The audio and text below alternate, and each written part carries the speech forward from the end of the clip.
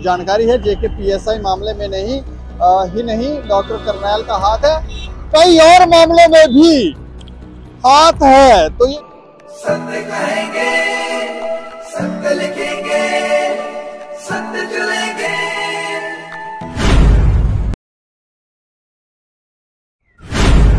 नमस्कार दोस्तों, मैं हूं दीपक सिंह, दैनिक समाचार से। डॉक्टर करनैल सिंह जो बीएसएफ के कमांडर हैं, जिनका नाम किंग पिन के नाम से उभरा था जेके पीएसआई स्कैम में, उन्हें सीबीआई ने गिरफ्तार किया है। और अब सुनने में ये जानकारी सामने आई है कि उनको रिमांड पर लिया गया है। ये जानकारी हम आपको विस्तार से देंगे, लेकिन इसके अलावा आपको ये भी बता दें कि जिन बच्चों ने पैसे दिए थे पेपर खरीदने के लिए, उनको पुलिस का कांस्टेबल अपने साथ लेकर गए थे। जहां से ये पेपर लाना था वहां साथ लेकर गए थे और 33 लाख रुपए लिया, किसी से 40 लाख रुपए लिया। और जब इनके घर पर छापा मारा गया था, उस समय हमारे मीडिया कर्मी भी वहां पर मौजूद थे। तो इनका घर भी बड़ा आलीशान है। सिर्फ एक ही मामले में, जेके पीएसआई मामले में ही नहीं, जानकारी है जेके पीएसआई मामले में ही नहीं डॉक्टर करनैल का हाथ है, कई और मामलों में भी हाथ है। तो ये जानकारी जो है विस्तार से बताने जा रहे हैं कि अब सीबीआई ने कितने दिनों के लिए इनको रिमांड पर लिया और कौन सा वो शख्स था जो बच्चों को लेकर वहां गया, जम्मू कश्मीर से बाहर लेकर गया बच्चों को, जहां से पेपर लाया गया। और लाने के बाद फिर एक होटल में ये लोग ठहरे, वहां ठहर कर इन्होंने क्या क्या किया, वो सब जानकारियां जो हैं हम विस्तार से आपको बताने जा रहे हैं। जम्मू कश्मीर पुलिस में सब इंस्पेक्टर पद की लिखित परीक्षा में धांधली की जांच कर रही सीबीआई ने बीएसएफ के जिस commandant medical officer doctor Karnail Singh को गिरफ्तार किया था, उसे बुधवार को रिमांड पर ले लिया गया। उसे 10 दिन की रिमांड पर लिया गया है। पूछताछ के दौरान कई बातों का पता चला है, जिसमें ये भी पाया गया है कि वो और भी कई मामलों में शामिल है।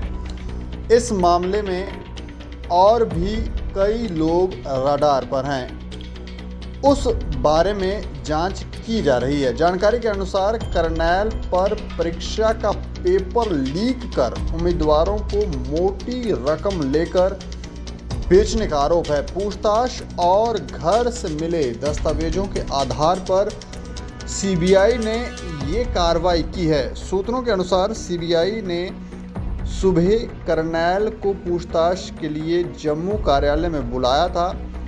मंगलवार देर शाम को उन्हें वहां पर गिरफ्तार कर लिया गया। सीबीआई ने करनैल के जम्मू के पलोड़ा स्थित आवास पर 13 सितंबर को छापेमारी की थी। भर्ती से जुड़े कई दस्तावेज वहां से बरामद हुए थे। सीबीआई ने 8 लोगों को गिरफ्तार किया था, जिनमें 2 पुलिसकर्मी, 1 सरकारी शिक्षक, 1 सीआरपीएफ के सेवानिवृत्त कर्मी और 4 दलाल शामिल हैं। 1200 पदों के लिए हुई परीक्षा से पूर्व पेपर लीक होने के बाद जब चयन सूची जारी हुई तो पूरे मामले का राजफाश हो गया। सीबीआई ने मामले में हरियाणा के 2 लोगों समेत 4 को गिरफ्तार किया है। इनमें हरियाणा के जतिन और अनिल कुमार शामिल हैं। यही नहीं, इस घोटाले में कई और चौंकाने वाली बातों का भी खुलासा हुआ है।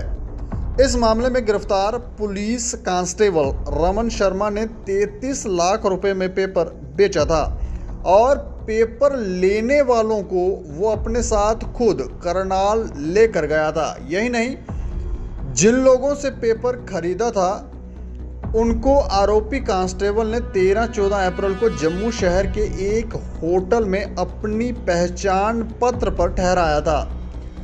ये तमाम जानकारियां तब सामने आई जब कांस्टेबल ने सीजेएम जम्मू के समक्ष अपनी जमानत याचिका दायर की। इस अर्जी पर सीबीआई वकील ने अपनी दलील दी तो इसमें कई खुलासे हुए। जिसमें उन्होंने बताया कि कांस्टेबल रमन 2 साल पहले डीजीपी जम्मू कश्मीर दिलबाग सिंह के कार्यालय में भी कार्यरत रह चुका है। उस समय वो जम्मू सिक्योरिटी विंग में सिलेक्शन ग्रेड कांस्टेबल के तौर पर तैनात था। सीबीआई ने बताया कि आरोपी कांस्टेबल इस घोटाले के सबसे बड़े खिलाड़ियों में से एक है, जिसने उम्मीदवारों से पैसे लिए। वो उम्मीदवारों को लेकर 26 मार्च 2022 को हरियाणा के करनाल में गया। यहाँ से इन लोगों ने लीक हुआ पेपर खरीदा। इस पेपर के लिए आरोपी ने उम्मीदवारों से 33 लाख रुपए लिए थे और इसने 33 लाख रुपए में इस पेपर को बेचा। सीबीआई ने 13 सितंबर को जम्मू कश्मीर समेत देश भर में 33 जगहों पर छापेमारी की थी और कुछ इलेक्ट्रॉनिक डिवाइस और बैंक अकाउंट के डिटेल बरामद किए थे। 7 मार्च को परीक्षा रद्द कर मामले की जांच सीबीआई को सौंपी गई थी। उसके बाद सीबीआई ने मामले से जुड़े सबूत एकत्रित किए। 26 सितंबर को सीबीआई ने जम्मू के एक होटल में भी छापा मारा था, जहां इस परीक्षा पत्र को उम्मीदवारों को सौंपा गया था।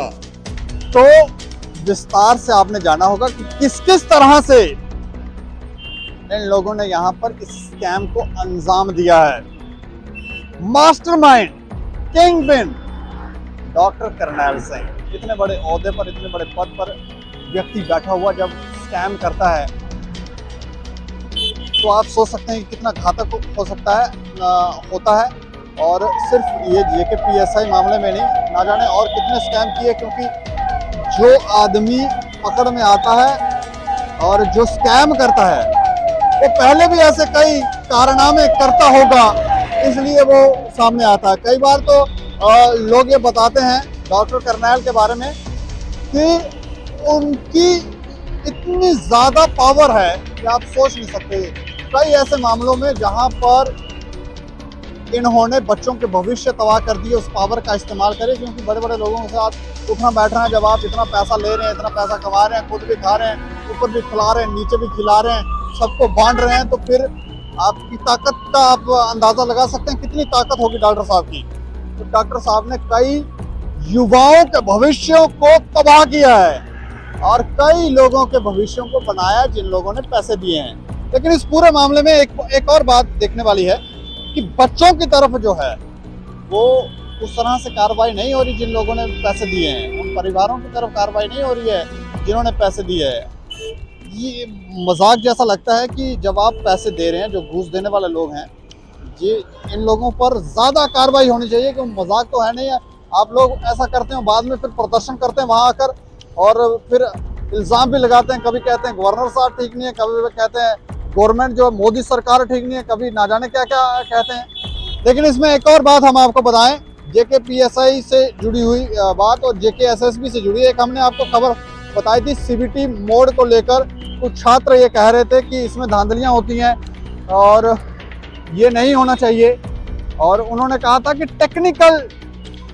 टेक्निकल जांच जो है वो इस मामले में की जाए, क्योंकि इसमें कई सारी बड़ी मछलियां जो हैं वो पकड़ में आ सकती हैं। लेकिन उस तरफ गवर्नमेंट की तरफ से काम नहीं किया गया। अब क्यों नहीं किया गया, या उनको लगता है कि कुछ ज़्यादा ही हो रहा है, हम इस तरह से एक साथ कार्रवाई करेंगे तो शायद लोग नाराज़ हो रहे हैं, तो लोगों को उस तरह से नाराज़ भी ना किया जाए। इलेक्शन भी आ रही है तो हो सकता है ये वाला मामला हो।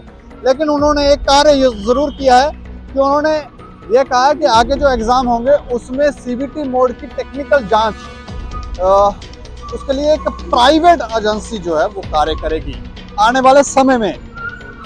लेकिन गवर्नमेंट अपनी कोई एजेंसी तैयार नहीं कर रही है जो इसमें टेक्निकल कार्य करे, क्योंकि प्राइवेट एजेंसियों की बात करें तो इसमें कई धांधलियां सामने आती हैं। पैसों के लिए ये लोग कुछ भी कर रहे हैं। अब प्राइवेट एजेंसी कार्य करेगी तो फिर क्या स्कैम नहीं होंगे। और ये जो खबर हमने आपको बताई, इसके ऊपर आप प्रतिक्रिया भी रखें, और डॉक्टर करनैल के बारे में कोई और जानकारी आपके पास है तो ज़रूर बताएं, क्योंकि ये किस तरह से यहाँ पर स्कैम हुए हैं, किस तरह से बच्चों के भविष्यों के साथ खिलवाड़ हुआ है, ये ज़रूर आप रखेंगे। आपको कोई जानकारी है तो ज़रूर बताएं और देखते रहें दैनिक सवेरा समाचार। मुझे और मेरे सहयोगी राजीव गुप्ता को दें इजाज़त। नमस्कार।